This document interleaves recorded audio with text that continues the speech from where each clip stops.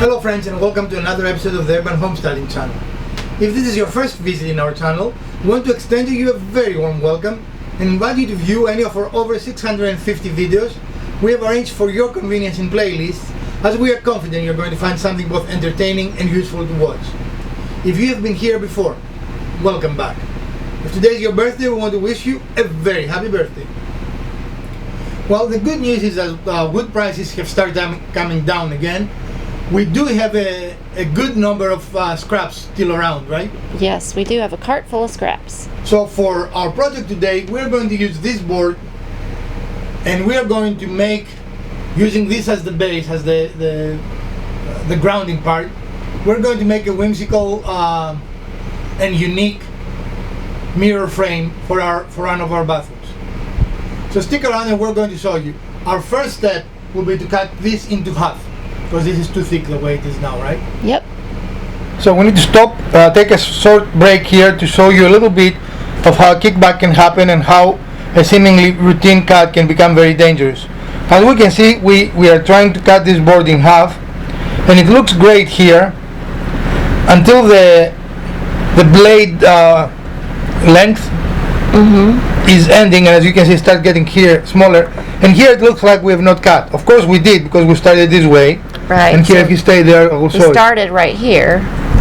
as you see, this is a clamping power, and that clamps on the blade. Now in our case, I have used the saw a lot, and I can feel the difference in pressure, right, as it goes through the blade. So I knew that didn't feel right, and we stopped, and immediately it closed. I mean, it's really like a clamp. Look at this pressure here. I mean, it's a very, very strong pressure, right? Now if you continue this actually will become stronger, the pressure. Does it make sense? Yep. Because there will be more volume here. So this is where a riving knife makes sense. Well, it's necessary. So one of the best things you can do for safety is to feel your blade. I mean, if all of a sudden, as you push the piece through, becomes very harder, something doesn't make sense, right? It should not. So we just wanted to take a small break and show you this process. Well, let's see. I don't know if we open it. Cut in half. We're going to get ready now to cut the individual pieces. We need 4 pieces. 2 of one dimension, that will be the width, and 2 of the other dimension, that will be the height, right? Yep. This dimension, of course, will vary based on your specific application, so there is no need for us to give you that dimension. We're going to cut it for our application. So we're going to get going with making these final cuts. Okay. So we're going to go from this plain and very simple layout for our mirror to this much more exciting, interesting, and modern look. And as you can see, it almost immediately changes the way that the whole space looks. Yep. With the framework, and this is a dry fit. We have not made the frame yet. We just put it on the wall to make sure that it fits correctly, right? Yep. And because it's an older house, but virtually in every house, we have had brand new houses too, and the walls are never true, right? Yep. They're wobbly. So in case there is a small variation that after we assemble it doesn't fit, we want to make sure that our dry fit is exactly the same way we're going to assemble it. So we have marked bottom, right, top, and left. So we're going to assemble it exactly the same way as we are now, right? Yep. So we're going to go and assemble it now, do another dry fit, and then we're going to start the rest of the process. Okay. So as you know, we have a construction site saw, not a cabinet saw. And when you cut very long boards in a construction site saw, mistakes,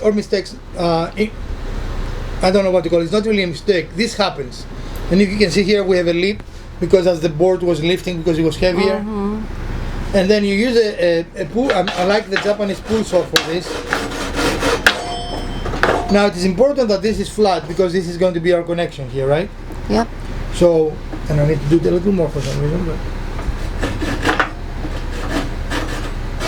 any pull saw will work. And as you can see now, we are nice and flat, right? Yep.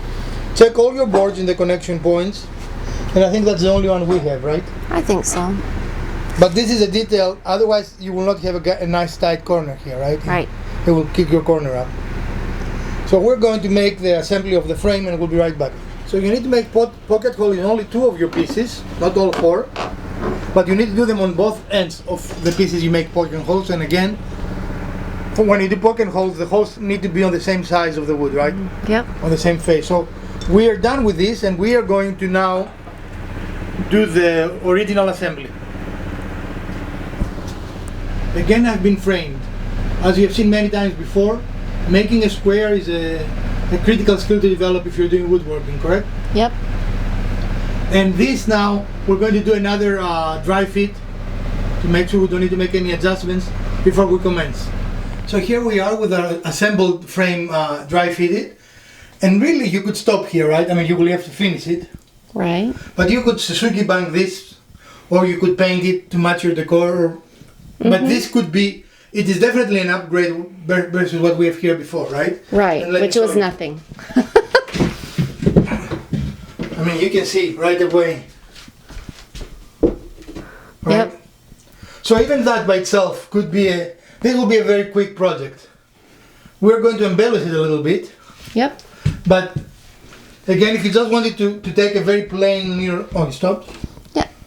If you wanted to take a very plain mirror and just put a nice frame around it, this can be it. you know? Right. Two And I mean, cuts. I've seen people put picture frames around it, but that would have to be custom anyway. And why spend the money on something this large when you can make it custom to fit exactly right? For much less money. I mean, even with the lumber, when we bought this lumber, these were the cheapest pieces of lumber, that's why we bought them. So we're talking about $2.75 that this cost us, and we have a little bit of scrap, right? Right. So we use one board, $2.75. You cannot buy a frame this dimension for that. No For sure. way. And I doubt you can buy a frame this dimension, period, because it's not really a very typical dimension, right? Right. It's not a frame. But just to let you know, we're going to try and do something a little more embellishing. We might fail, I don't know, but we're going to give it a go. Alrighty. So we'll be right back. Our next step will be to raid our little scrap bin for small pieces, because we're going to use small pieces. We're going to make a random pattern around it, right? That's the Yep. idea. Yep. It'll be very So- rustic or ethnic looking. So that will take a little bit of time. We're going to go through that. We're not going to object you to that. But again, this will be for us a zero cost. We had the material, we have the scraps, we had the other scrap, right? Everything is zero cost. But we're going to go collect material, probably cut them. Here it is not important. You don't want them actually the same length. You don't even want them the same width, I would guess, right? Right. You want like a mixture. So we're going to do that. So we're even raiding our small box. Here we have very small pieces, right? This is not really a bin. It's just a box full of tiny pieces, offcuts and things of this nature. That would otherwise never be used for something. And the idea is to create a randomized look, so we are not looking for identical pieces or even similar pieces, right? Right. The more dissimilar, the better actually we are. And probably this will be one of the lengthiest processes we're doing for this project, don't you think? I think so. Finding pieces, and then there will be a lot of dry fitting. And we will go from there. So an assembly table will make this process much easier for us, but alas, we don't have an assembly table, right? So we are having a deck, and that's what we're using as our assembly table. And this, what you're trying is to establish a random pattern. Am I correct on that? Yeah. So you don't want similar pieces close to each other. And here, if you saw that you want something to be shorter or longer than you make it, that's why a dry fitting is very important here, right? Yep. So we're going to do that. This probably will take a long time. And we're going to show you at various stages of what we're doing. But we're going to get back with you once we have progressed a little more. So stick around, folks. So as you can see, we're moving along.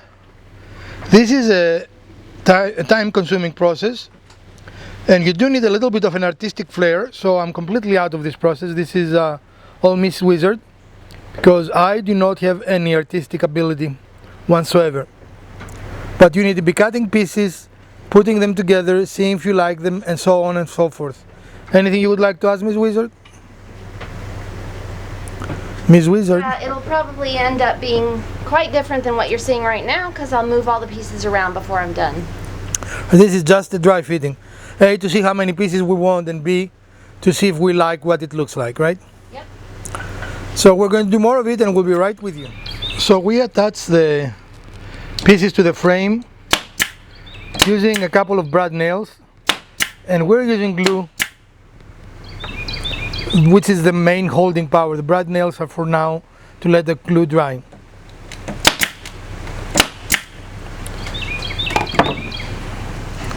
And because of the different thickness, we might have to change a couple of lengths of brad nails. That's why you see some pieces that are tilted forward. The nails we have right now are too long, and we'll attach our frame to our deck, which is not a desirable outcome, right? Right. So we're going to continue this process and we'll be right back with you.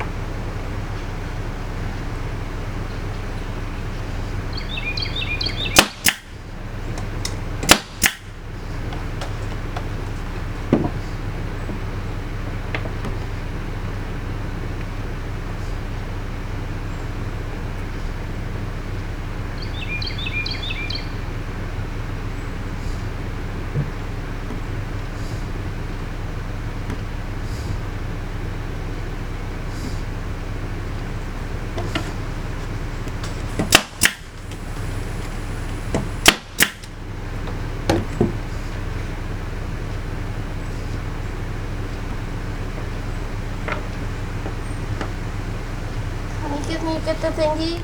So we are done with the random pieces here, and the next stage will be finishing, right? Right.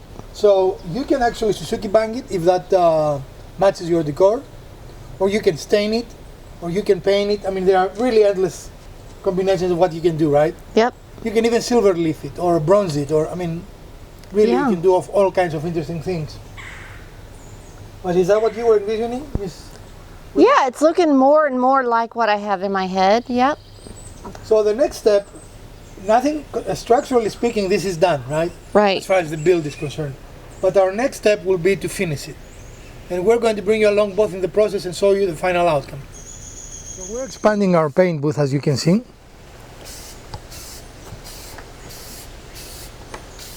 And we are going to use what we have available, which is a tree in this case, to hold it up. This piece is a little awkward to paint, I would say, right? Yes, it is. Very little flat, smooth surface, but But if you don't have a tree, I don't know what to suggest here. an easel? You need a big area, an easel, you know, put it on a lawn chair, you know, something like that, right? Yep. But you can see it's starting transforming already. And we are going to continue, and we are going to get back with you in just a little bit. So here's the first coat of our blue. And what else we're going to do, Miss Wizard? We're gonna play a little bit with different shades of blue and green to bring it to a different dimension. Again, here you can let your imagination play, right? You can do many different things that will be equally fun. So we decided, or I decided rather, that I wanted a little bit of bling with my mirror surround, but really I wanted it to look more like a patina. So a copper with kind of some blues and greens, and then just a kind of a copper streaking through it. And I think it really adds something special. It definitely looks antiqued, I think. Yeah. And it's really easy to do. I've got an old paintbrush that is kind of frayed on the end, and I've got some spray paint that I've sprayed a little puddle of copper paint there, because I don't have it in a liquid form. I only have the spray paint, so I don't need much, just a little dab, and I'll do it a little bit at a time so that I get that just barely noticing Right. around the edges. Yep. And also, just to reiterate, what we did was 3 different colors of the blue and teal. So 2 different colors of a blue spray paint, and then another hand brush color of an aqua, and all kind of blended in, and so it's giving you that variegated kind of oceany look again. And then obviously accented with this copper. And then once you're finished with the copper and you're happy with the way that looks, you're going to clear coat it, right? Yep. And that will, of course, bring out some of the grain and additional color. And with this, you have to work fast because the spray paint wants to dry really fast on the cardboard that I'm using as my palette. Yeah, today is definitely a good drying day for paint. It's toasty, but it does make the project dry really quick. So here we are with the finished product, and the next step, of course, would be to go and install it. Now, again, Miss Wizard decided to create a little bit of more elaborate finish on this. And do you want to talk of that, Miss Wizard? We did discuss as I was doing it in different layers. So we've got a couple of different layers of blue and aqua colored spray paint, a little extra aqua, and then some gold touches, or copper, to make it look a little patinaed and antiqued. So I'm very, very happy with how it looks. Now this is a little more of on the art side of making versus the building side of making, right? Yep. The building aspect is fairly straightforward and quick, right? Yep. Then it takes a lot of time to finish it. I guess if you consider building the cutting of all these pieces, that takes a little bit of time, Yeah. randomizing the look of it. But overall, it is not a difficult project to build. In my case, because I'm not very artistic, I find the art aspect a little more challenging than the build aspect, right? Yep. Overall, would you call that a afternoon project? Definitely. It's taken me a couple of hours to do. Mostly because, you know, of the being picky about which blocks go next to which blocks and the colors that I wanted to use, but it wasn't very time consuming. Also, I think on a project like this, dry fitting is important after you put all those little pieces. Yes. Because changing the thickness of the piece, sometimes the walls can be very, very finicky in houses, right? Yep. So you don't want to spend all this energy of making it and then find out it doesn't fit. Exactly. That would be bad. But overall, we want to see how it looks. And also, you need to finish the back as well, which is a very strange thing for me to say, but in this specific piece, the mirror will reflect the back. Yep. So, I mean, if you want it a finish, I guess that's a look, right? But if you don't want to see the raw wood in the back. And do you know what we did on the back? No, what did you do in the back? Look on the back. If you want to see the back, and you can finish it, of course, either the same way or different ways or whatever you want, but the back will be visible no matter what you do, right? Because it'll be reflected in the mirror, Right. and it is three-dimensional. So that is a rare instance in which I say you have to finish the back. You do not have to finish the sides because that will be, in our case, on the wall, right? Right. Now, if you were in a very big bathroom and this will be exposed, then you will have to do something on the sides as well. So it really depends on your application. Mm-hmm. And this is an example. This is something that, first of all, exactly like this, we wouldn't find it because the dimensions are very unique to our application, right? Yep. And even if you did, our effective cost was zero. We used paint we had scraps, and we used wood we already have. So, but even if we were to use brand new wood, again, the board we use is the most inexpensive board you can buy. Even with the crazy wood prices today, it was under $3. You know, so Yep. this is not a very expensive project, and we will see how much difference it makes when we go inside. So come along. So here we are in the bathroom, and the mirror is in place. The mirror frame is in place. As you can see, it has a very, very interesting 3D look to it, right? Mm-hmm. It almost looks like it's floating in space, which is a rather cool effect. And this was a Mrs. Wizard design. So how do you feel now that you see it? Yeah, I like it. It's very interesting. You won't find another one like it. So it is what we were looking for, and we are very pleased with it.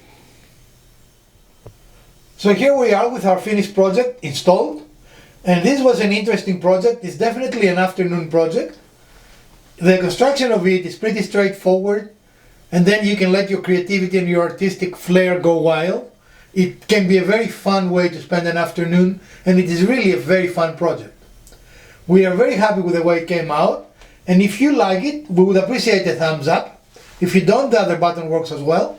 Share, like, subscribe. Let us know what else you would like to see in future videos in our channel. From Dr. Wizard, Mrs. Wizard, Elpida and the Urban Homesteading channel, stay safe, wash your hands, put your masks on, get vaccinated, and we are going to see you soon. Stay safe, friends.